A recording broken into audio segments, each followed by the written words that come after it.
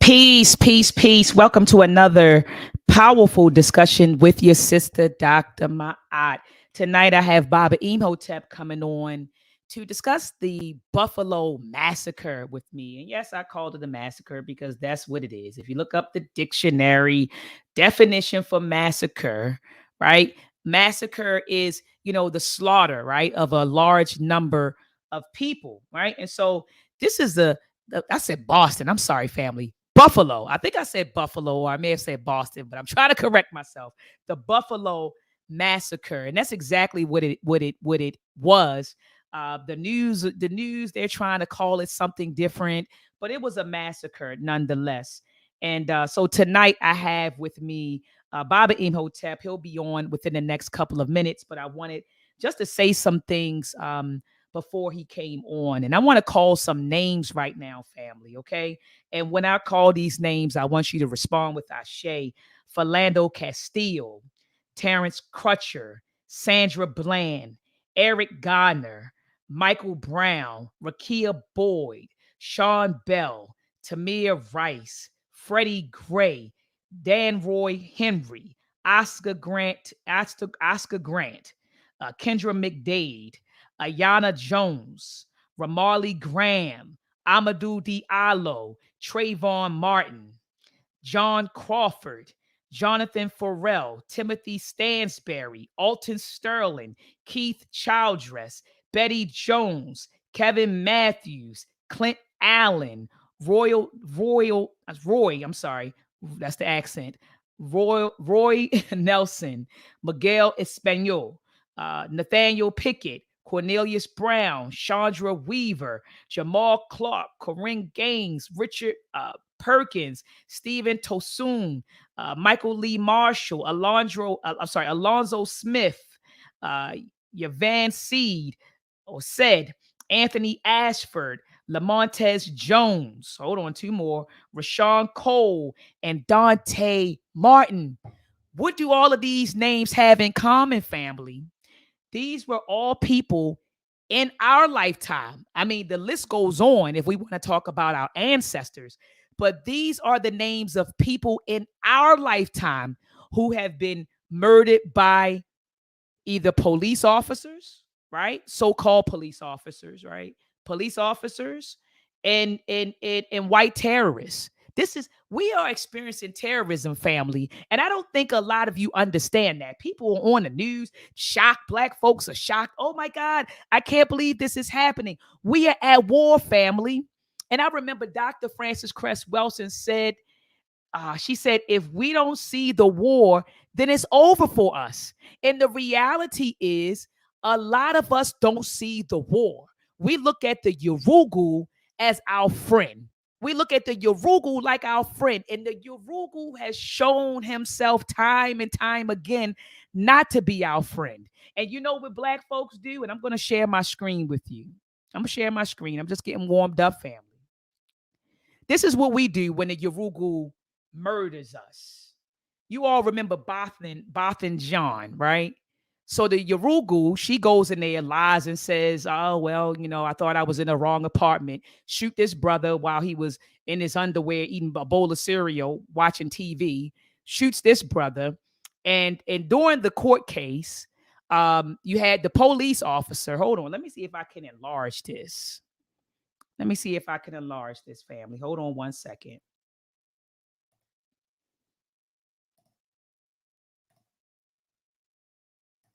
Okay. And let me go like that. Okay. So during the court case, you see what happened. The brother of Botham John or Jean, during the court case, what did he do? She, white women tears. I'm telling you, white women tears move black folks. Because soon as she started crying, the police officer, the judge, and the brother all went over to her to give her a hug and console her after she murdered their loved one. That's why people don't take black folks serious. That's why black folks will continue to be victimized in this country. Black folks will stop being victimized when we decide to stop being victims. I want to say that again. Black people in this country will stop being victims when we decide that we will no longer be victims. And so then Walter Scott, remember this brother got pulled over by the police officer, Officer Michael Slager. I can't read behind this NBC News icon, but he was murdered. He was running away and he got shot in the back, right? And so days after that, I believe it was his mom, right, who came on the news. And what did she say? She says, it says Anderson Cooper's that she felt forgiveness in my heart. She said, I forgive him. And so this happens. We see this family every time they kill one of us. Black folks get on the news and we say we forgive them. Look at this devil. Then you had Dylan Roof, right? He went into a church. And by the way, I went down to Charleston, South Carolina. This was last April. I visited the church. I stood outside. I poured libations. I saw the pastor who was murdered. There was like his obituary was there, and I saw the different people, pictures of the people. And so I poured libations. I'm praying. I'm crying. I'm feeling some type of way. So this devil goes in there while they were having Bible study and starts shooting folks. Okay. And I think they said that the police end up apprehending him. And then while he was being interrogated, took him to Burger King or something along those lines. But look at this. You see right here, it says family of Charleston shooting victims confront Roof. We have no room for hating, so we have to forgive. Look at this. Charleston victim's mother tells Dylan Roof, I forgive you. No, we don't forgive you. And we've got to stop having Black people in the media like this who are telling the Yorugu we forgive them. Because when we tell them we forgive them, we are telling them that it's okay to continue to victimize us. I'm going to say that again. When we get on TV and we say to the world that we forgive the people who are murdering us, who are murdering our children, murdering our mothers, murdering our fathers, we are telling the world that it's okay to victimize us. That's what we're saying. Then remember the brother, he was paralyzed after being shot by the police. And then you see the mother sitting by Benjamin Crump, or Crump, whatever his name is. I can't stand him because remember Tamir's Rice mother put it out there that he gives the victims a script. She said he's like an ambulance chaser. This is what Tamir Rice's mom said. It's all over YouTube. There was an interview where she put Benjamin Crump and what's the other guy's name? The biracial dude, Sean something. Somebody tell me in the chat. Is somebody named Sean something? He's always he presents himself like he's an activist and he's on Facebook. He has like over 1 million followers. You all can tell me in the chat his name, but his name is Sean something. But anyway, Tamir's Rice's mother put them on blast. She said that Benjamin Crump, the guy Sean, and Black Frauds Matter, that organization, Black Fraud. Thank you, Sean King. Thank you, Indigo Sense. Sean King. So Sean King, Benjamin Crump, and Black Frauds Matter. Tamir's Rice's mother put them on blast. Tamir's Rice's mother said that they're nothing but ambulance chasers. She said they damn near harass you in order to get themselves on the case. She said that then once they get on the case, they take over everything. She said they take over their social media. She said they train them on what to say, and to the media. They read off of it's a script. She said that Benjamin Crump actually told her, because she said when Tamir Rice first was murdered by the police officer, she said she was going to get on the news and tell them, burn the shit down, tear the shit up. But he told her, look, they're not going to pay an angry Black woman. So it was about the money. So he's saying, look, you want to hold them accountable, you want to get some money, you're going to have to play it this way. And so what they'll do is they'll get on the case, they'll bogart their way onto the case, and then they'll take over their social media. They'll tell them what to say. So it's not a doubt in my mind when I'm looking at the sister right here, and she's sitting beside Benjamin Crump.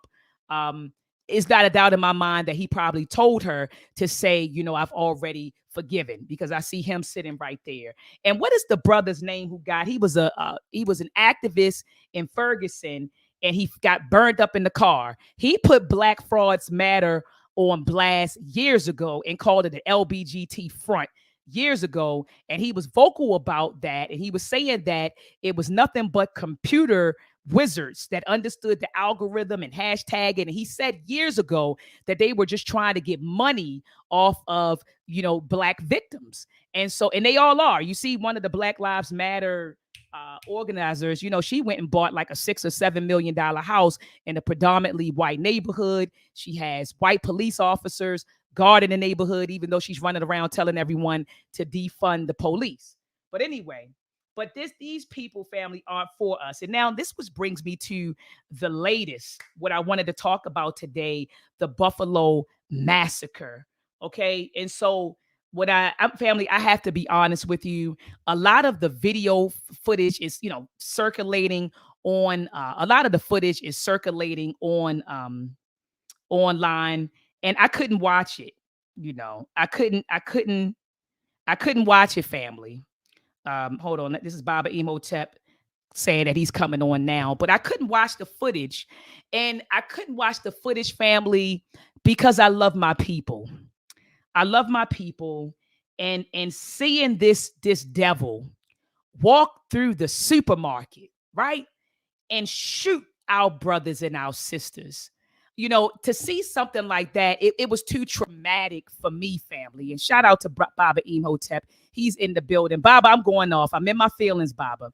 I'm in my feelings, Baba. So look, Baba, let me get it off my chest for a couple of more minutes, Baba. But welcome to the panel, Baba. And we appreciate you, being here with us tonight. The family is in the building. We got 73,000 people in the building. Family, share the show, share the discussion. Let's get the views up. Baba IMHOTEP, whenever he comes on the platform, he brings the heat. So, Baba, how are you before I finish my rant? No, I think the rant is excellent. We need to be in a rant. I believe that we have allowed society. Before I go there, first thing, give big honors and praise to you for putting the platform on. I'm always honored to be here. I love the family. And one of the things I love about your platform is that you allowed to be what I like to define as being brutally truthful, right? I like to be brutally truthful because within that is healing for us as a people.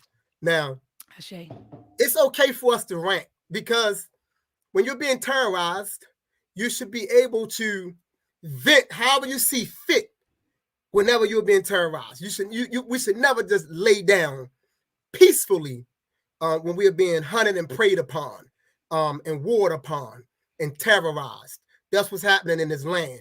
And until we get the courage to vent those feelings, to voice those feelings, and not necessarily in a very erratic, emotionally unguided way, but in a very purposeful, angered way, because anger is necessary. Come on.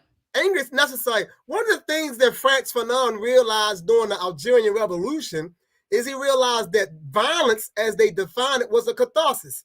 He realized that the violence that the revolutionary forces unleashed upon the oppressors afforded those revolutionary soldiers healing, right? It was pent up. So a lot of what we see taking place in the inner cities, it's nothing but an implosion because of the stuff that's being propounded upon us externally, right? Such as this crap here in New York, right? By this white terrorist that's linked into a larger organization who was sent out on a mission to exterminate Black people. Make no mistake about that. There's no other way to look at the situation. That's right. We must always have a Black national response when these things occur, so we can begin to deter these things from happening, right? So we got to meet destruction with destruction.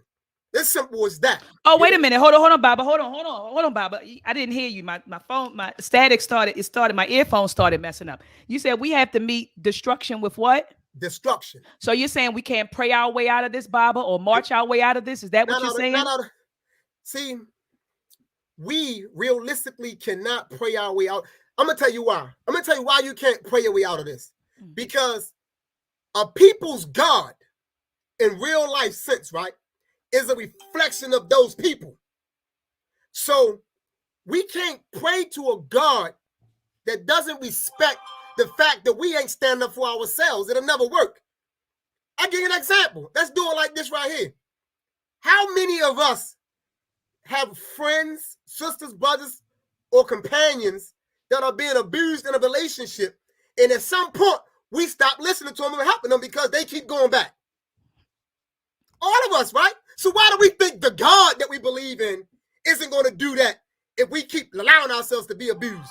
Why do we think the God is going to step in when we're not going to step in? When the God that you say you believe in have sent you all these men and women to show you who the enemy is and you ain't listening, why do you think the God going to step in? It's foolishness to think such. It doesn't work that way. No, it doesn't. It doesn't work that way at all, Bob. And I was just talking about, let me go back here. Oops. There we go. And so I just, soon as you came in, soon as you popped in and I was going off, I said, look at this family. Look at this. I called him a devil. I said, this damn devil. I said, look at this devil. And so I was explaining to the people, Baba, that I could not watch the videos. I could not watch the videos because first of all, I love our people. Okay. And so when I see innocent people, innocent brothers and sisters, mothers, fathers, right? Brothers, sisters, mothers, fathers, sons, and daughters just shopping in a supermarket and being shot, Baba. I start thinking about my mother. My mother goes to the supermarket every Saturday, every Sunday, she's in a supermarket. It could have been me. It could have been my auntie. It could have been my father. It could have been my uncle. That's how I think. And so I couldn't watch it because I've already internalized it, but I would have internalized it much more than I had if I would have sat there and watched the video footage. The only thing that I did see, and I do want to be honest, completely honest, was Tariq Nasheed had put up a clip of the gunman going through the store, and he saw a white guy, and he said, "Oh, sorry," and and walked past the white guy and continued to go. But that's all I saw. And my students at Morgan, because I was at Morgan yesterday, they were like, Doc, no, it's a lot of videos circulating on, social media. Because they were saying the guy filmed the whole thing. This is what my students were telling me. They was like, Doc, he filmed everything. He filmed him driving. He filmed everything, and he honestly thought he was going to get away with it from what I've been hearing. They're saying that he drove, I think, 3 hours to this particular place.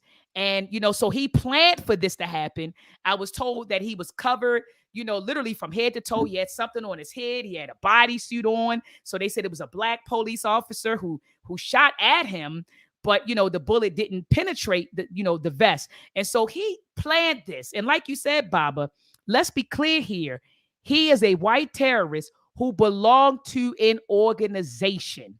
Let's be clear here. This wasn't some random dude, white dude off the street that this was planned. And so, Baba, I wholeheartedly believe that we're going to see much more of this if we don't respond the way we should. Like, that's in Buffalo. But what's going to happen if it hits Maryland, or when it hits Maryland, or when it hits Pennsylvania, Philadelphia, or when it hits, it's going to continue to happen. I read a report, an FBI report, that talked about how white supremacist groups is, like, I think, one of the number one threats, or a growing threat to Americans. Well, not really Americans, really to Black Americans, right? And so this stuff is going to continue to happen unless we respond. So earlier, Baba, you said that we have to meet it with destruction with destruction. And I couldn't agree with you more. I see a lot of Black people on social media, and that's what we do. We talk, we vent, and then we march, and then we go home, and then the same thing happens again. Baba, when will we get out of this cycle, of something happening to us? We react, we yell, we go march, we might burn the city, we get on social media, we talk, and then we wait until it happens again. So what's going to get us out of that whole cycle? And that's why I titled this conversation, "The Buffalo Massacre Happened. Now what?" Now what, Baba? So when will we get out of that cycle? What do you think is going to take? Because it's not going to take it. We've been through the police shootings. We still get shot by police. We getting shot by white boys. I mean, what is it going to take for Black people to say, you know what, enough is enough? I'm sick and tired of being sick and tired. That is a question that will be asked for quite some time. But what I can say and what I will say is the only solution to this is organization. That's the only solution, right? So we can have organized responses, organized retaliations, and selective, you know what I'm saying, selective and surgical strikes. Now, can't go too far into all of that. Right, But absolutely. it's going to take organization. And let me be a little bit clear to talk about organization to the degree of what I want to disclose here. Because I know we say it a lot, but I know oftentimes in my experience of almost doing this for 25 plus years is that a lot of terminology we use and concepts, we do not always fully understand.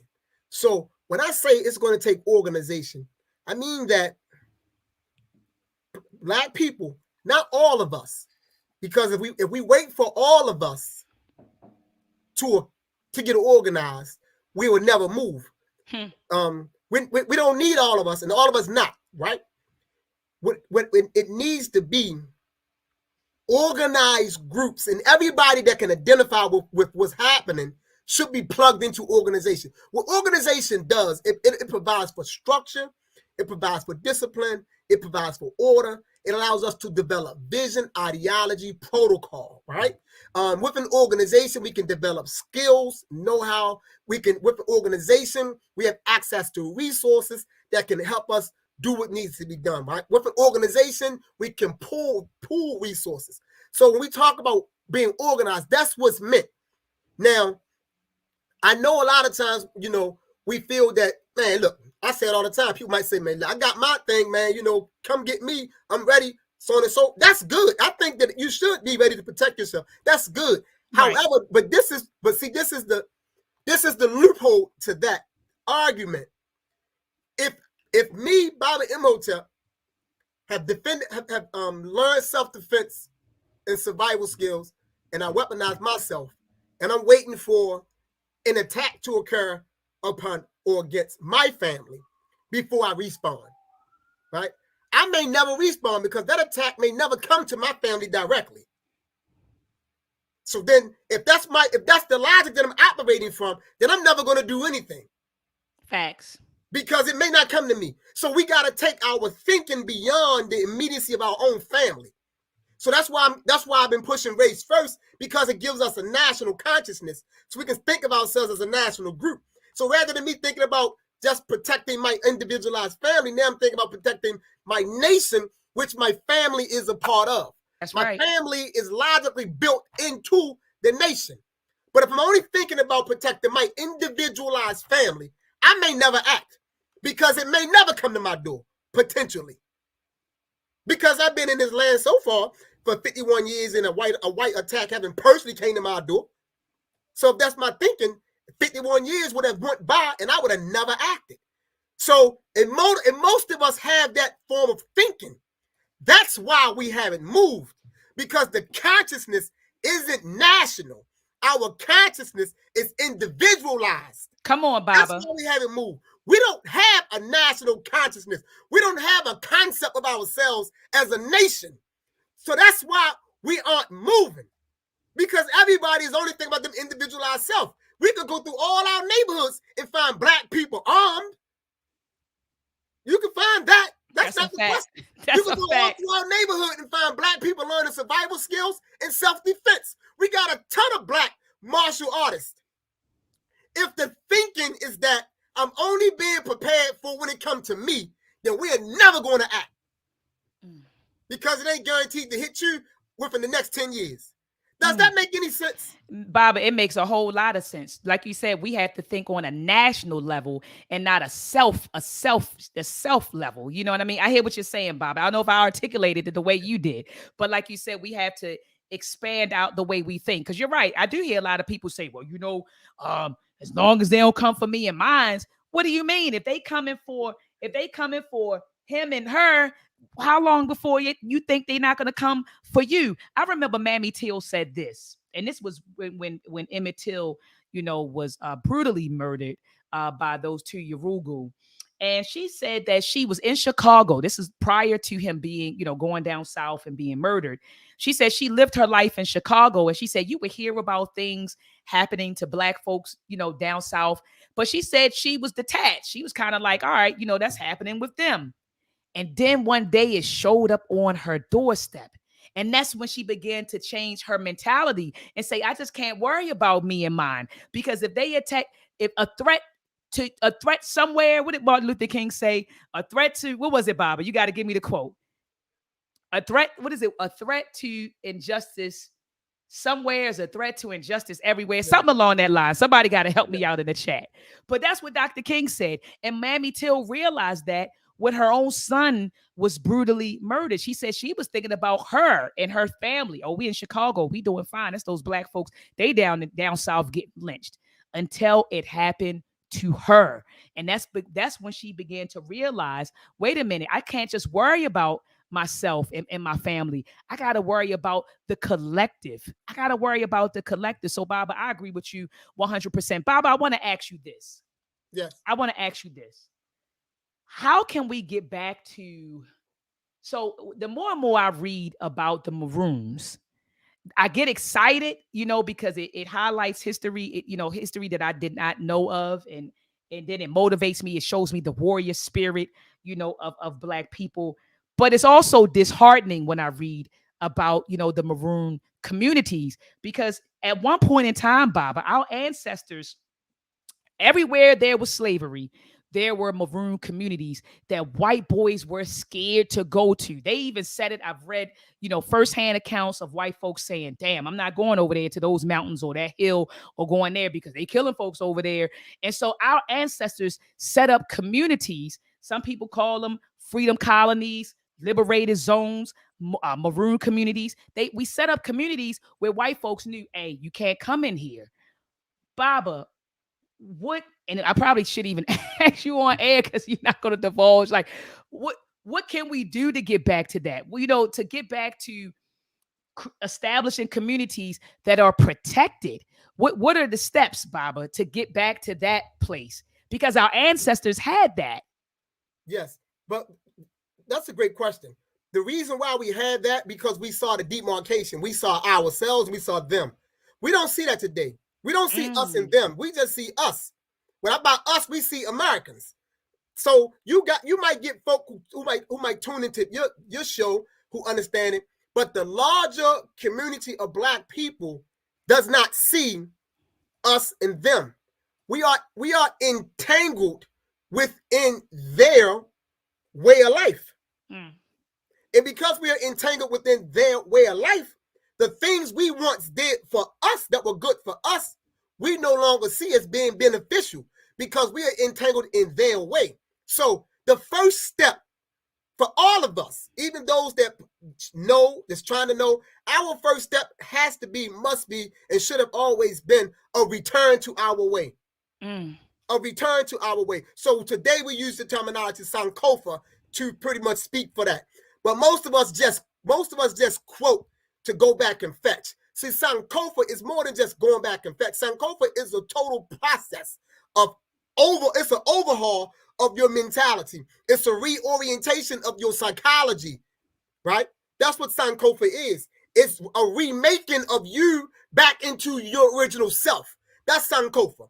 So until we return back unto ourselves, we are going to remain confused as to who we are and what we should do. So the reason why we are immobilized, because we are confused. Confusion breeds immobilization. So our political disorganization is locked to our confusion. Our social immobilization is about our confusion. Our spiritual immobilization is because of the confusion. So we are highly confused, so much so that our confusion is a psychological disorder. We are confused to that degree that it has produced within us deficits in our psychology. Our psychology has been whooped because of the overwhelmness of the confusion. We are in a severe chronic state of confusion. And it has to be a returning to the way. Sankofa. Sankofa. So we have to get back to our way. and Yeah. stop doing it and Yeah. stop doing and being their way and Yeah. their way, Baba. And Yeah. so Baba, I just want to, I have my shirt on. I wanted to show everybody. I don't know if anyone remember Micah Xavier. I remember when this brother took a stand in Texas. This was back in 2016, and he had ambushed, a group of police officers in Dallas, Texas. I think they said he killed 5 and injured 9 other officers. And Baba, when he did this, I remember you had black folks, and I have some folks in Dallas, but on the internet, you have this wasn't real. That brother wasn't. No, no black man did that. And so I called some folks in Dallas, and they was like, "No, we seen this brother around. We know who he is, and yeah, he was real." Baba, why is it when a brother stands up like Micah X or an organization stands up? Why do we not get the support of our people, or we dismiss it as this isn't real, this is fake? Why is that, Baba? Or when one of us wants to stand up and we do it, then other people just push you down, Baba? What? We have been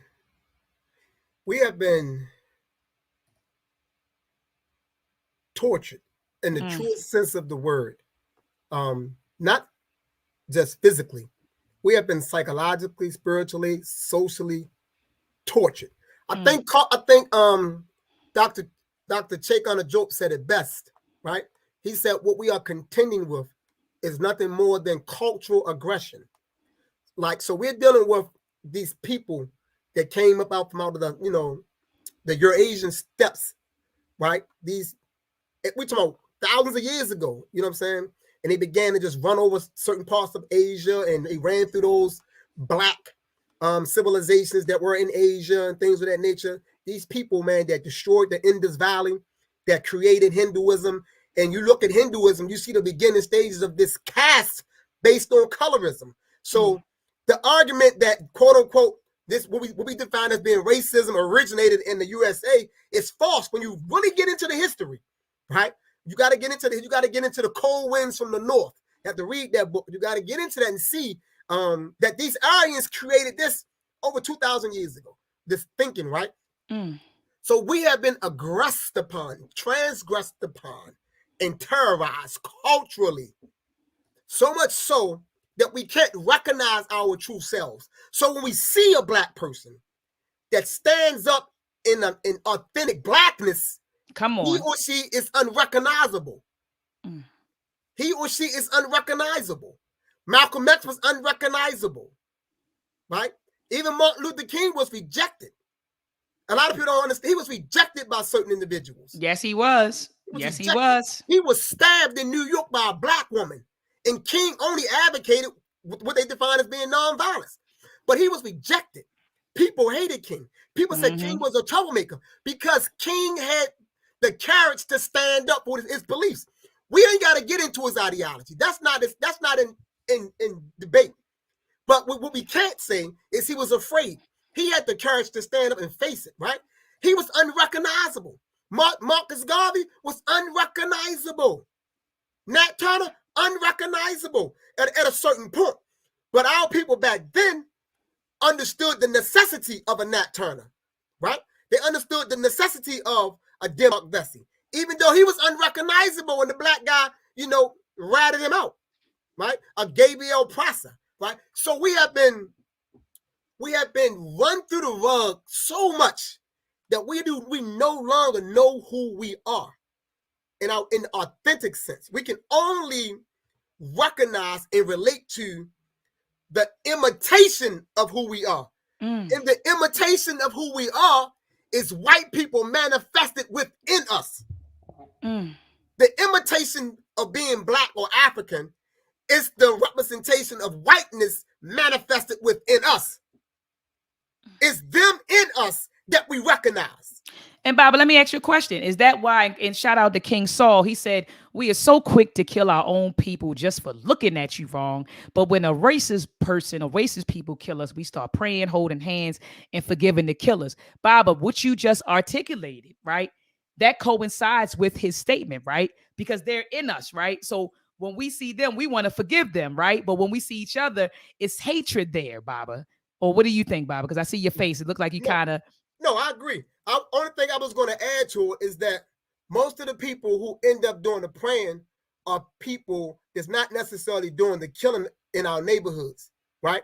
So we got to keep in mind the ones that we think are killing one another. Oftentimes, they don't have a clue of who the enemy is, so they are not going to respond that way to a white terrorist because in their mind they don't see the terrorist every day. Right. They see the person. Look, they see the white person manifested in them every day. So I do agree with my brother. I don't want him to think I'm in disagreement. I agree with his statement 100%. I just wanted to extend the statement for us to understand that most of the people we oftentimes see praying, it will be my mother or my aunt, you know what I'm saying, or my sister.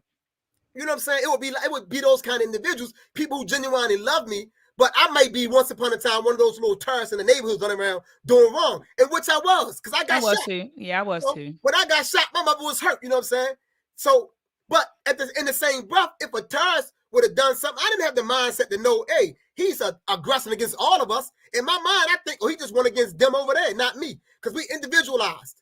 So our logic, those of us that's in the street at times, the logic isn't always there. I'm not trying to excuse anything. I'm only speaking from the perspective because I was once one of those little dudes out there in the streets carrying the guns doing wrong. You know what I'm saying? So I kind of understand that mindset. You know, it all coincides. What Brother King Saul is saying is that's 1,000% on the nail.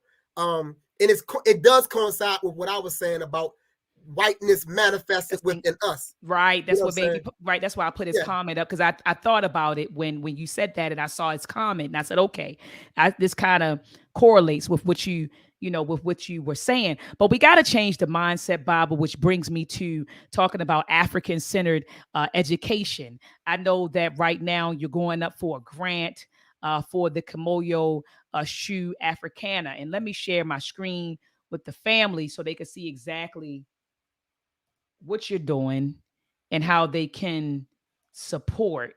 And so we have 120,000 people in the building family. Here we go. 120,000 people in the in the building family. So this is the website, Kimoyo Shoe Africana. All you need to do, family, we're not asking you for no money.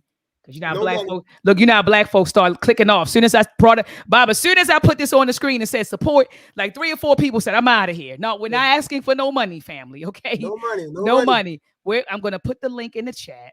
And all I'm asking you to do, family, is click on this link right now. When you click on the link, go right here to this button that says vote now.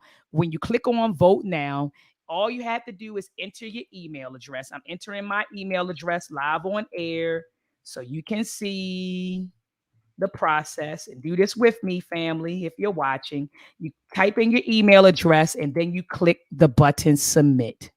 Okay. And then it says one more step for your vote to be counted. To help stop voting frauds, you will receive an email shortly with a link to verify your email address. Click on the link for your vote to count. So I'm going to hit close. And once I hit close, family, and I had voted yesterday with a different email address, but I'm going to go here to my Gmail. I don't have nothing to hide, family. So you see how an email came through, Adaptive Village Small Grants Program. And I'm going to click this button right here, family, that says validate vote. So when you click on validate vote, look at this. Thank you. Your vote submission has been preliminarily, accepted. Your vote will appear once it has passed final validation. And that's it, family. All right. And so this is how you can support Baba IMHOTEP and his Kimoyo Shoe Africana. And Baba, I'm going to pass you the mic so that you can explain to the brothers and sisters what it is. Yes, brothers. Real brief. The Kimoyo Shule Africana is a weekend school. I am developing a weekend school for elementary age Black children here in Baltimore City. Children ages 7, 8, 9, and 10 will be a part of this Africa Center weekend school. On Saturdays, the school will operate from 9 a.m. until 2 p.m. and on Sundays from 10 a.m. to 1 p.m. We're going to teach everything under the sun. They're going to be taught African history, African culture. We're going to also deal with an element that most people don't deal with that I'm very adamant about. I'm passionate about it, and I understand this very well. We're going to deal with African philosophy And I'm using the terminology philosophy, you know what I'm saying, broadly for those who may not understand what I mean, because we're going to get into the mythology, the cosmology, and the cosmogony of African people. To introduce children to this line of thinking in an early age, right, it sets them up to have a better grasp as to who they are at the spirit level, because we are spirit beings. And I'm not talking about anything mystical or anything flaky. I am saying that we are the primordial beings in existence. That's right. Nothing predates us. You know what I'm Nothing. saying? We are that. So with the Kimoyo Shuli Africana, we're going to teach all of that: African history, African culture, African mythology. We're going to teach drum, African dance. We're going to deal with African proverbs. We're going to deal with Iwarere, which is good character, morality, and ethics and integrity. We're going to teach them that. Dr.Maat is a part of it. On Sunday, it's going to come in and deal with some really serious STEM engineering type of stuff, you know, from her background. They're going to get exposed to that. We got a good brother that's going to be dealing with some physical fitness. Our children need physical fitness. All of the children will get a nutritious vegan lunch on Saturdays. And on Sundays, we're going to give them a nice, healthy fruit bowl as a snack. And all we're asking is for all of you out there that can resonate with who I am and the work that I've been doing, the work that I want to do, is to follow the process that Dr. Maat just demonstrated and lend me your vote.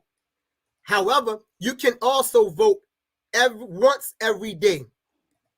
But if you lend me that vote, it's going to go towards me being able to win this particular grant so it can go into doing this particular work with this weekend school.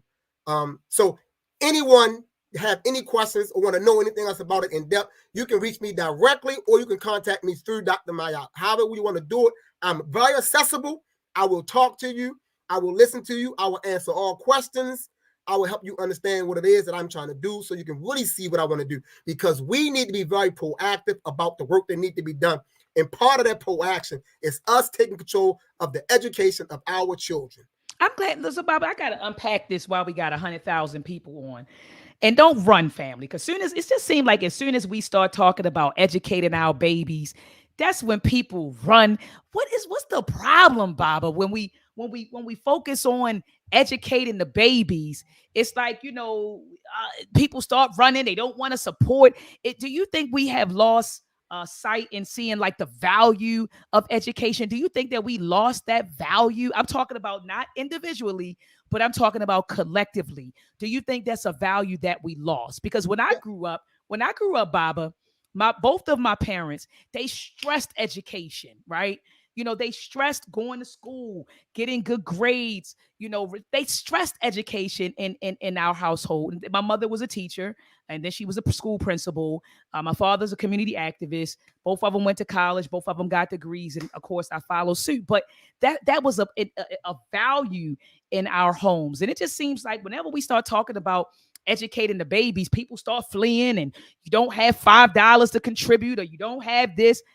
But yet we say we love our baby. So have we lost that as a collective, just the valuing of the education of our children? Yes, we not yes to that. And then I'm gonna expound on it. Not only that, we have lost the value for most of the things that are important to the true development of the human being. That's the reason why we're seeing so many degenerated humans. We value the material side of life. The things we value are materialism, but that's them in us. That's their way. That's us actualizing their way. We don't. There's no value on education. There's no true value on good character. There's no value on morality, integrity. That's why people lie to one another all the time. That's the reason why you can catch people. You ask a person, yo, loan me some money. You'll find a person going to their pocket and they trying to peel their money because they want to, that's we're not there with each other like that, because those things have been diminished within this society, and the things that we have placed and made of value are the things that are truly not that valuable. Not at all. So education is the principal means through which you socialize a people. Say it again. Say it again, Baba. Education is the principal means through which you socialize a people, primarily starting with the socialization of your family. That's right. Your family is socialized through education. Then they are exposed to a larger community that should reinforce the educational principles they learned in the family. So the community steps in and fosters that and reinforces those principles. This is how it's supposed to work. So when we're not placing a strong emphasis on education and we are readily turning our children over to others to educate them, then we should expect what we see taking place in our communities, because they have been socialized to do what we see. The only way we can undo it if we get in there and create the same institutions that have socialized our people to be unlike themselves. They need to be re-socialized into themselves. For us, the re-socialization process is Sankofa, re-Africanization. That is the process. If we're not going to intervene at that level and re-educate our people to re-socialize our people, then we're missing the mark about what's truly taking place out here. That's a fact, Baba. That's a fact, and I love how you tied that in. That education is the primary socialization process that our children undergo. That's a fact. And you said, and then so you got literally our open enemy is educating our babies. I remember Malcolm X said, only a fool will allow his enemy to educate his children, and we are very, very foolish. And Baba, I do want to say this live on air. It's no more excuses. Back in the day, I remember people used to say, well, I don't live near an African-centered institution, so my children have to go to the public food system, right? But one thing that COVID did, Baba, was it made our African-centered educational institutions step their game up, because a lot of them offer online services. Salute to Brother Marcus Klein at the Freedom Home Academy in Chicago. You can enroll your child online, right? Online. Baba Baruti, Mama Ya Baruti, Akabin House, they offer services online. Baba Amin from the Uhuru Academy, they offer services online. So now what's the excuse, Baba? There are no more excuses. We're at a point where African-centered African-centered institutions are making it such that if your child isn't in an African-centered institution, it's simply because you don't want them to be. Can we tell the truth at this point? You simply don't want them to be. You simply want to continue to go to white folks and get white folks to educate your babies, because African-centered people are pumping out solutions. You got the Kamoyo Shu Africana Academy. We're asking for people just to click on a link and vote. A week in school, right? Then you have African-centered educational institutions that run Monday through Friday. Uhuru Academy, Akabin House, Freedom Home Academy. There's another husband and wife team. They run theirs out of, and it may be called the Sankofa Academy in Ohio. You may know who I'm talking about, brother Baba IMHOTEP, but it's like a husband and wife team. They're in Ohio, and they also have a school, and they're offering these schools online. So if you don't live in the area, you can literally send your child to school, and they can do it virtually, just like they had to do when we were in COVID. Remember when the Baltimore City and Baltimore County schools, Baba, were closed, parents had to figure it out. The children were learning virtually, and we had to figure it out. So why can't we figure it out when it comes to sending our children to African-centered schools? So, Baba, what are your thoughts, Baba? I want to. It all links into what you initially were speaking about when you talked about the value piece, because when it comes down to us sending our children to those schools and the excuses, we make excuses when we run out of options. That's when most excuses pop up. So if I don't want to be held accountable for something, then I'm going to make an excuse. So if I don't want to be held accountable for not doing the extra work to find an African-centered school, to go through whatever I got to go through to get my child or children enrolled, if I don't want to be held accountable, I feel like I'm going to be held accountable or held to some type of standard, I will make an excuse for why I didn't do it, right? That's how we escape accountability. Now, I like to say this. I understand why some of us do that, our people at times, but I like to share this with all my parents who may not know this right here. Education of children is the principal responsibility of the parents. Say that again, Baba. Say that again. The education of your child is the principal responsibility of the parent. Any other institution that your child was introduced to is always secondary to you. right? So even if a parent send their child to be with me, and I'm excellent at developing children, my institution really should be secondary to what they're already doing with their child. See, I should only be able to come in, well, we should only be able to come in and amplify and supplement what they're doing. So we need, as parenting, we need to understand that the core of what it means to parent is to cultivate. The core of what it means to parent is to cultivate. So it's not just enough to birth the child and feed, clothe, and shelter the child. That's a given. See, that's a given. That don't have anything to do with parenting. That's a given. You're just making sure the child can stay alive. Right, exactly. Right? See, to parent is to cultivate, to foster development. So you should already be doing something to that degree within your home. So when you partner with any other institution, they are secondary to you. Most of us don't even get that. We don't understand that. So no. That's the reason why a lot of us make excuses, because we don't understand that the education of our child is our primary responsibility. We don't understand that. Even if you choose to send your child to a public school, which is insane, right? That public school is supposed to be secondary to you. Those teachers should be your teacher's aid. That's a fact. Right? Even at that level there. So we got to understand that if we're going to talk about education, we have to also talk about how the mothers and fathers were raised and reared themselves. Because you're only going to do for your child what you understand about what it means to be a parent to your child. And if you don't have the knowledge and you didn't have the proper examples, then you're not going to do the proper things. Now, also what goes into parenting means this. In addition to cultivating and developing, it means that the parent must also be in a process of ongoing personal development. So you can't be an effective parent if you stop developing yourself just because you're saying, well, I'm a mother now, or I'm a father now. Most of us having children when we're 16 and 17. Come on, Baba. Come on, Baba. What do you know at that age? Come on, Baba. No, nothing. So granted, you are a mother because you gave birth, and a father because you was a part of that process. But to be a parent is to grow and to develop. Because if you don't go and develop, then you cannot foster and cultivate the growth and development of your child.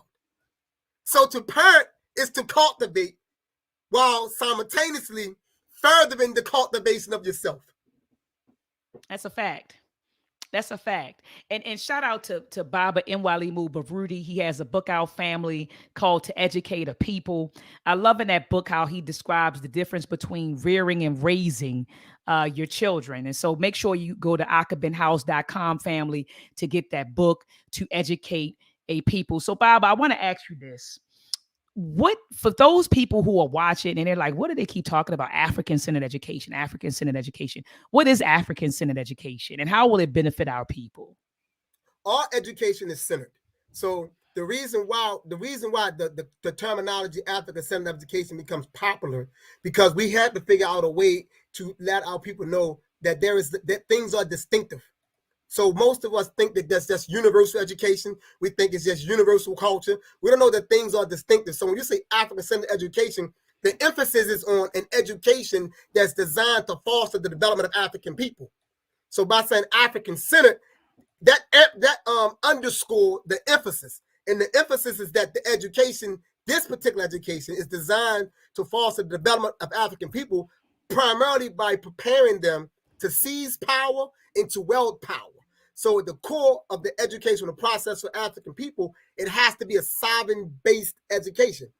All that we know and learn in an African-centered institution must prepare us for sovereignty, to teach us how to achieve sovereignty, how to maintain it, and how to protect it. Mm-hmm. And if your education doesn't function in those means, then that means you're being miseducated. And I'm glad that you said all education is centered. When we send our children to their schools, the education is Eurocentric, right? Yes. It's centered on European history, culture, and interests, right? History, culture, and interests. Okay. And that's what our children are currently receiving. And so, Bob, I got to be honest, while we got 105,000 people in the building, I got to be honest. I saw a lot of people on Facebook putting up pictures. Oh, my baby graduated. Everybody in cap and gowns, and we all smiling. We're in the picture smiling. And I was just thinking to myself, Baba, when I looked at these pictures, I was happy for the parents and, them feeling good and feeling, the children feeling like I accomplished something. But the question popped in my mind, what are we graduating? What are we graduating? So when our children graduate, who have they become? And essentially, what we are graduating is a group of Eurocentric minded, black skinned people, right? Who go out in the world and who advance white interests. I want to say that again, Papa. What are we graduating, right? And that's what I was thinking when I saw the pictures of different people. And I said, typically, what we're graduating and what I'm seeing, Baba, is, a group of young black people who are operating with a European consciousness, who go out in the world and who advance European interests. And so, Baba, what I'm hearing from you when you describe African-centered education, you're telling me that this is an educational process that inculcates or cultivates an Afrocentric or African-centered consciousness within the African child. And so then that child will go out and operate in the best interests of African people. Is that what you're saying to me, Bob? Yes, that's exactly what I'm saying. Because what it comes down to is this.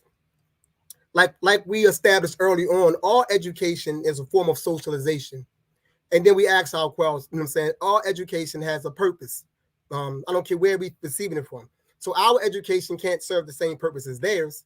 Now, if their education serves the purpose of producing within us the thought process where we work in their best interest, so essentially their education fosters enslavement, right? So if their education fosters enslavement in the form of high degree enslavement, then our education must foster the opposite, right? Must foster sovereignty. So for us, our thought, our speech, and our behavior would have to work towards the best interests of Black people. So to think about race first. So a race first mentality grows out of an African-centered education. And how am I defining race first? It's very simple for those who want to understand it. Race first simply means this: thought and behavior that places the social, political, economic interests, spiritual well-being, and overall material survival of the Black race first to facilitate African sovereignty. So everything that we do must be in our interest, right? So I'll give a brief example. So even for Black people that may be in politics, if they are there, if they have an African-centered mentality, the agendas that they push must be Black agendas. Mm-hmm. It must be a Black political agenda. The policies must be Black policies. Now, considering the fact that they are inside that arena, we know that they're not going to get 100% of everything they want. So even when they meet in the middle somewhere, it still has to be such a meeting that favors the interests of Black people, right? That's at least to that degree, that's what they must be able to do. For those of us who understand social systems and social services, we can't be in social service, and we know that the policy is designed to break the Black family up. So if you're going to be in social service, you're going to have to be able to speak for Black people from a position of how historically social services have ripped the Black family apart. So your position has to be a position that seeks to keep the Black family intact where that's possible. You know what I'm saying? Where too much white damage haven't already come in. An uncle raping the nieces. So you can't keep that up in there. You got to get rid of that. Come on. When all that stuff is up in there. But if it's just a situation because a father got arrested a couple times, you know what I'm saying? Now you saying that he can't come back in the house because he got a criminal record. We got to push back on that. You know what I'm saying? We can't be okay with that. You know, if this father isn't a bad man, you know, so he was just trying to feed his family and got jammed and got a record, right? So race first means that you think about us in all situations pertaining to us. You know? And we are at the center of how we produce and push whatever it is that we're going to push.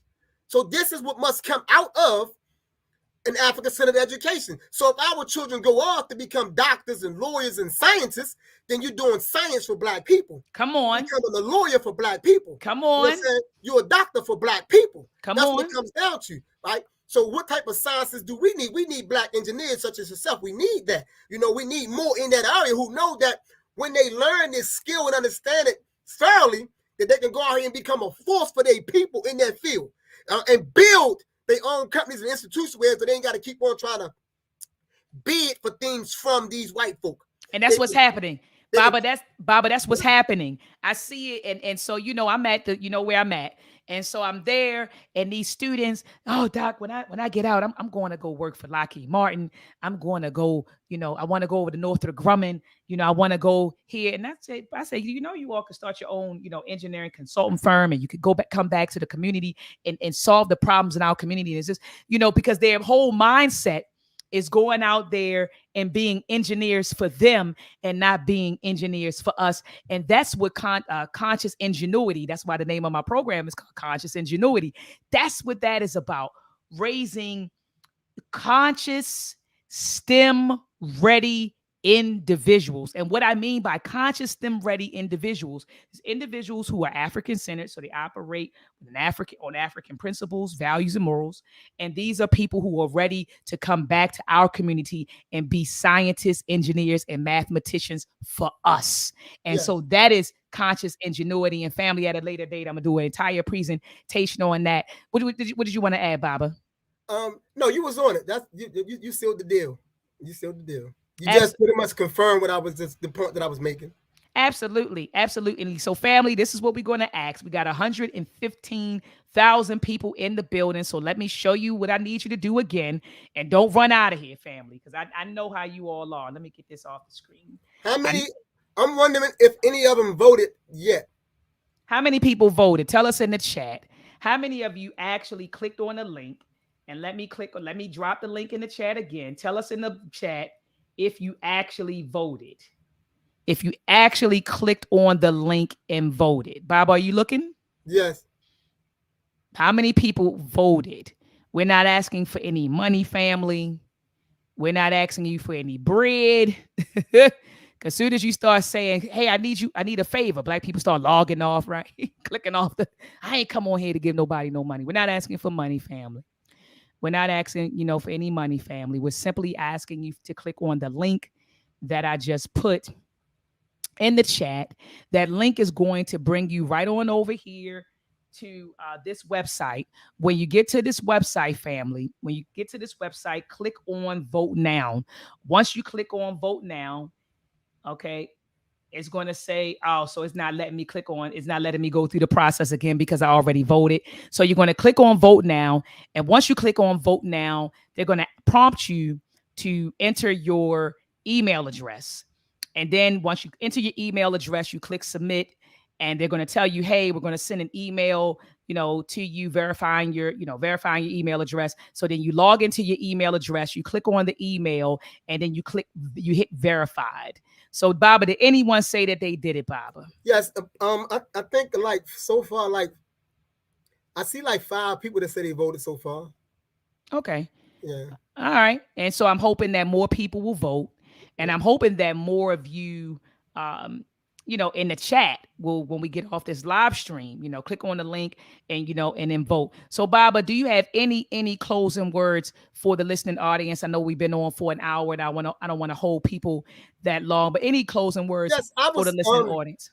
I was reading some of the comments, and I think one of the things we had to be real careful about is we can develop a type of pessimism, and some of the comments that I read is they're really pessimistic comments. Educate for what? To stay on the plantations and so on and so forth. Oh, and wow. But those comments come from I understand why we become pessimism. So I don't know. I don't want the person to feel like I'm trying to come at them, but I think that pessimism can't help this situation. At the end of the day, our situation is a real situation. So it makes logical sense to consistently be trying to figure out a way out. Now, I'm quite sure there were people during the time of chattel enslavement that felt overwhelmed. That felt at times that you had people that were selling out. I don't think what we are contending with internally as a people is 100% new to us. I believe since we've been in this mess of dealing of contending with white people, we've always had these types of people amongst us. But to develop the mindset of pessimism can never help us. So I'm never of the pessimistic mentality. I'm of the mindset that As long as we continue to seek out and search out solutions and prepare ourselves and get organized, what I'm saying, we can push the needle forward.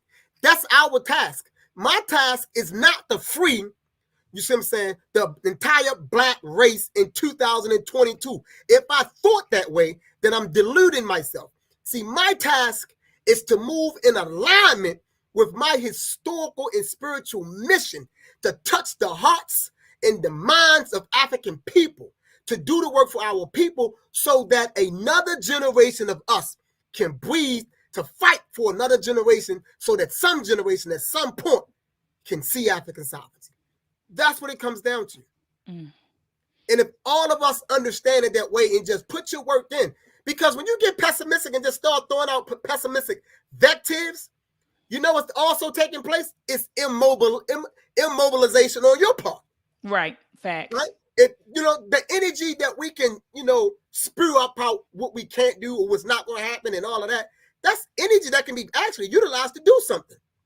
Right? So if my observation of a situation is that what you're doing, this is Kwame Ture said this.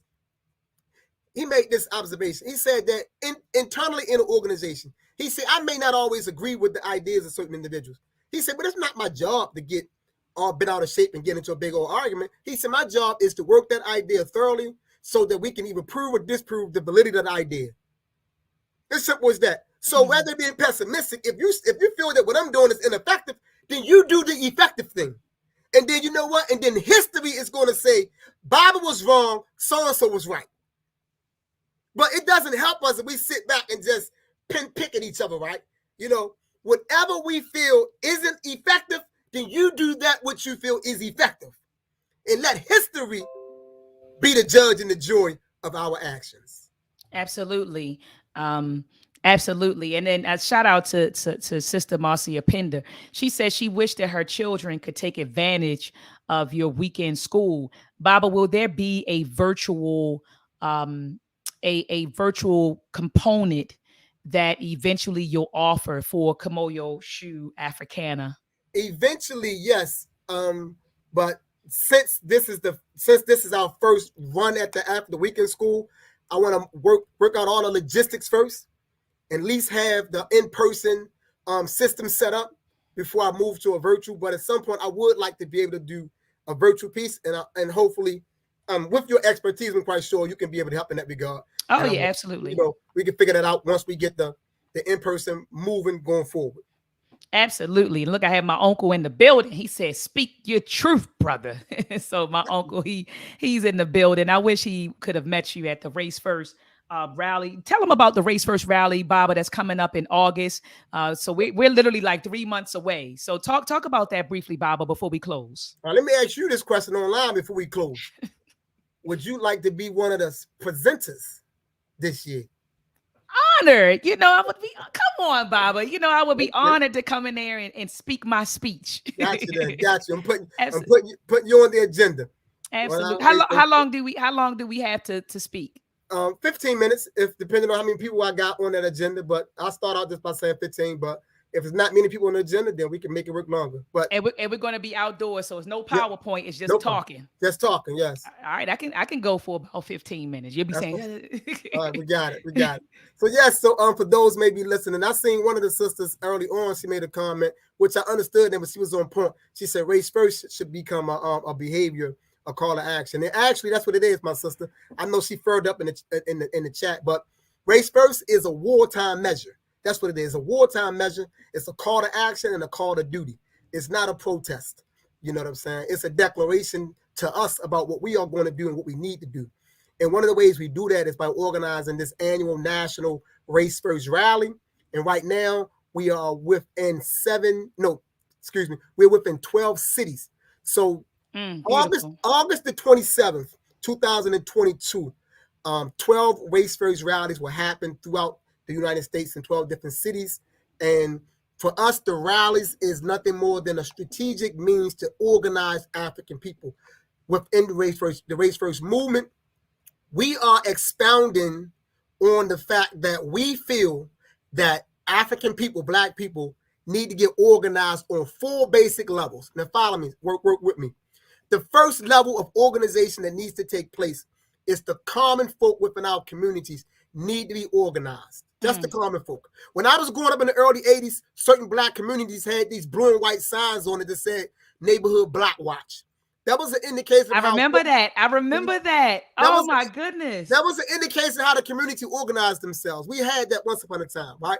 So we're saying now that black people need to be organized. The first level of organization is the common folk get organized.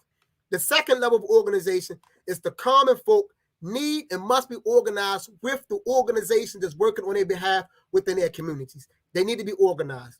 The third level of organization is that the organizations that's working on the behalf of black people in any particular city all should be organized in some capacity. The fourth level of organization is that the black organizations that are working for black people within these cities need to be organized at a national level. And once we are organized at a national level, what you actually have is a national network. Then Race First becomes a national platform. And based on that national platform, we can begin to raise what is known as national consciousness. And when we birth national consciousness, we can begin to see national identity take shape. And once national identity has taken shape, we can see national solidarity beginning to form. And once we get to national solidarity, we're going to have what I'm defining as being national feeling. So anything that happened to us anywhere is happening to all of us everywhere. That's national feeling. And when you get to national feeling, we can produce a black national response to any injustice perpetrated against us anywhere. So this is what Race First is all about. So the Race First movement is not an actual organization per se. It's a movement that's composed of individuals or organizations. You can plug into this movement. You know, we're not asking you to throw away organizational affiliation. We're not saying throw away organizational autonomy. We're saying plug into the national network of Race First and let's get organized together. Let's produce these Race First rallies in all of these cities so we can demonstrate the capacity of organizing, right? Because if we can organize a rally the same day, the same time in 12 cities, that's organization right there. It's organizational capacity. That's a fact. That's organizational capacity. So we're just trying to demonstrate that we can organize. That's what this is all about. And the last thing I want to bring in there and mention is this. Starting last year, we inaugurated the National Race First Awareness Week. So I'll say that again. The National Race First Awareness Week is the last week in July. That last week in July, those last 7 days of July, is the National Race First Awareness Week. And that week is where we, all of us, should just be over promoting and amplifying race first across the board, because we need to produce and develop and cultivate deep race first consciousness. And the way we're going to do that is by putting race first in all things. And so I like that. And so that week, Baba, and this is leading up to the rally, right? Isn't it? It's the first week, it's the week, and then the rally is kind of like the, I don't want to say grand finale, but that's what came to mind. So it's leading up to the rallies, right? So the National Race First Awareness Week actually leads up to Black August, and the rally happens at the end of August. Okay, got you. So it made organizational and it made ancestral sense, and just being in deep thinking and deep thought, consulting with the ancestors, it just clicked like, make this right here, link it directly to Black August. We just keep rolling straight on through, and then the rally will happen at the end of August. Okay. All right. I was trying to, while you were talking, get in comments, because there's a lot of comments, family, in the chat. And if I didn't get to your comments, I humbly apologize. I was just into the discussion with Baba, and then I would look over and I see a whole bunch of comments. And so there are lots, Baba. I don't even know if you can see it. It's so many comments in the chat. And so if I didn't get a chance to highlight your comment, I do humbly apologize. But thank you so much, family, for tuning in. We got to keep on keeping on, keep the fight. That's what the ancestors would say. Keep the fight, keep keeping on, family. Much love, and just my heart goes out to the victims in the Buffalo Massacre. And now what? And you heard what Baba said. We got to get organized. Talk is cheap. They say demonstration beats conversation. Talk is cheap, family. And so Can I didn't mean to cut you off. I'm gonna say something. Somebody said something. Yeah, because I see them talking about Africa, and oftentimes we talk about Africa, we use propaganda. Most of us that's saying Africa don't want Africa's never been to Africa. But let me say this right here about what I know about African people. I've been to Africa 3 times. I've been three I've been to times Africa too. 3 times. And when you go to Africa, and you get away from all the terrorism and you go to the heart of our people love us in Africa, right? Yes, they And I'll do. say this though, there's not a single African revolutionary that led African countries into liberation that did not come to America. When we know our history, Kwame Nkrumah came, Thomas Sankara spoke to us, Amilcar Cabral, Patrice Lumumba spoke to us. You see what I'm saying? You name them.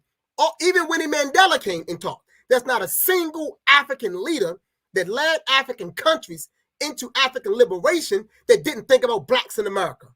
So we keep on saying Africans don't think about us. Even Stephen Biko talked about it. Why do you think he got black consciousness from? His black consciousness movement in the 70s was built on the black power movement of the 60s. I don't know why we keep on regurgitating that propaganda that our brothers and sisters on the continent don't want us. I'm in contact with brothers and sisters in Africa. So you got tons of black people that have repatriated to Africa with African people. We have to do the research and stop regurgitating propaganda to keep us divided. African people have always related to black people. Now, do we infight as a people? Yes, we infight now in America. We infight inside our families.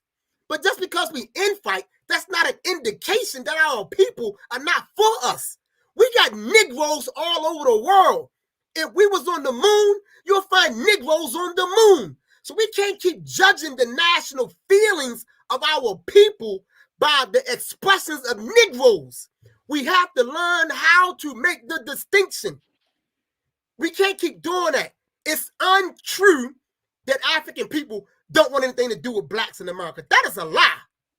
That is a lie. I'm a part of an organization. I'm a part of a group of African people that's trying to fight for the consolidation of Africa. You got a group out here, look it up. The Pan-African Congress, right? It's a group, and they're working on creating what is known as the Pan-African Unified States. Rather than saying African unity, which only focus on the continent of Africa, this group is fighting for the United African States rather than the United States of Africa. So the United States of Africa would be the consolidation of Africa, what Kwame Nkrumah pushed, which was good, and it was on point. But we keep growing as a people. We keep understanding. We got a group on the scene now, and they are very progressive. We're talking about a group. We talk about Thomas Sankara's brother, right? Who was there when his brother was assassinated. These are the people that I'm rolling with. They are pushing for the establishment of the United States of Africa, which includes the diaspora. The diaspora is the 6th region of Africa. Not just north, east, south, west, and central. They saying the diaspora makes up the 6th region of Africa. So don't keep saying our people not thinking about us. We're organizing out here. And we gotta do the research. And no, Baba, and what you said, and I agree with you when you said that most of the people who say that stuff, they don't care about us. You say, hell, have you been? Have you been? Have you been to Africa and that was your experience? Like you said, when you go to the heart of where our people are, is that what you're saying, that they don't care? And you find out those people never been. Like you said, they're just regurgitating what folks are saying on YouTube. That's what they did. The folks on YouTube, they don't care about you. Look, and is there an element of Africans, continental Africans, who say derogatory things, about us? Absolutely. Just like there's an element of Black Americans who say, derogatory things about continental Africans. Like you said, Baba IMHOTEP, there's infighting in every family. It happens, right? But to say that the collective of continental Africans don't embrace or like diaspora Africans, that's far from the truth. Yes, it And is. so anyway, family, we're going to close out. Please make sure that you vote. Please go to the link and click on the link and vote. I think I had it in the chat. And family, if somebody, maybe Sister Kaba, Queen Kaba, peace to you. Sister CK, the poet, is in the building. I saw Sister Tamika. A lot of the queens are in the building. If you all could scroll up and grab the link that I put in the chat, and maybe I can go to Facebook really quickly and grab it off of your page, Baba IMHOTEP, or one of the moderators could grab it and just repost it again. Please visit the chat, family. Let me go to your Facebook page. Look Please. in your. It should be in your inbox on Facebook. I think I sent it to your inbox. Okay. All right. I'm Yep. going here now. Let me go here now. Here's the link. Here's the link, family. I'm getting ready to copy and Well, paste it and throw it in the somebody chat. threw it in there. Oh, thank you. See how the Queen Mother, see how the Queen Mother comes through. Thank you so much. Thank you so much, Queen Sister Kaba Nepti. Thank you so much, family. Please make sure that you vote, vote, vote, vote, vote. Just go there, vote.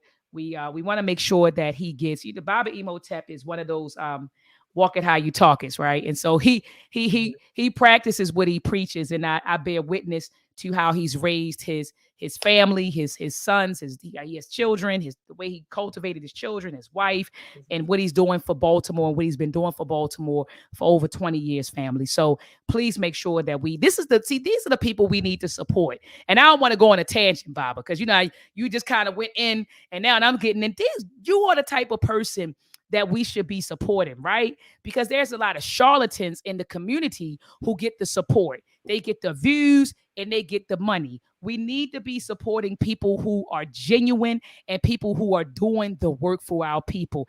And clicking on a link and putting in your email address doesn't cost you a thing, family. So make sure that you click on the link.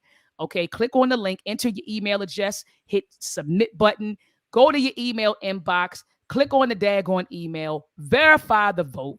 Okay, and as he stated, we can literally vote every day. Okay, vote tonight. And Dr. Maat, when I go live again this week, I'm going to remind you to vote again. All right, family. So thank you so much for tuning in. Peace and Black power.